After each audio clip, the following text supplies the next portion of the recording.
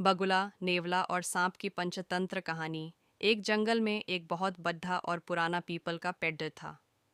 उस पेड़ पर एक बगुले का परिवार रहता था। उसी पेड़ के नीचे एक बाम्बी थी, जिसमें एक काला सांप रहता था।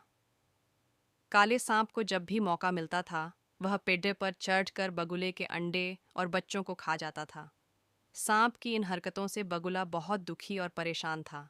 वह किसी भी तरह सांप से अपना बदला लेना चाहता था, परंतु वह कुछ कर नहीं पा रहा था, क्योंकि अगर वह सांप से लड़ाई करता तो सांप उसे भी मार देता।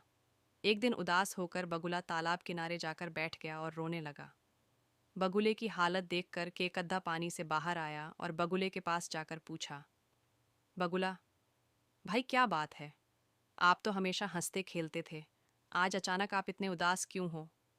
केकड्ढे की बात सुनकर बगुला बोला, केकद्धा भाई, तुमसे क्या छिपाना। मैं जिस वृक्ष पर रहता हूँ, उसी वृक्ष के नीचे एक बद्धा काला सांप रहता है और वह मेरे अंडों को खा जाता है।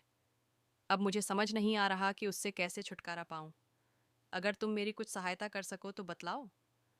बगुले की बात सुनकर केकद्धा मन ही मन सोचने लगा, बगुला, प्रजाति हमारी जन्मजात दुश्मन है। इसे कुछ ऐसा उपाय बतलाऊंगा जिससे सांप और बगुले दोनों का नाश हो जाए। इतना सोचकर केकद्धा बोला, बगुला भाई, तुम एक काम करो, अच्छे स्वादिष्ट भोजन की व्यवस्था करो और कुछ भोजन नेवले के बिल के सामने डाल दो। इसके बाद भोजन को नेवले के बिल से लेकर सांप के बिल तक बिखेर देना। नेवला उस भोजन को खाएगा और खाते खाते सांप के बिल तक पहुंच जाएगा और सांप को भी मार देगा। इस प्रकार तुम्हें सांप से मुक्ति मिल जाएगी और तुम्हारा बदला भी पूरा हो जाएगा। बगुले को केकद्धे की सलाह अच्छी लगी।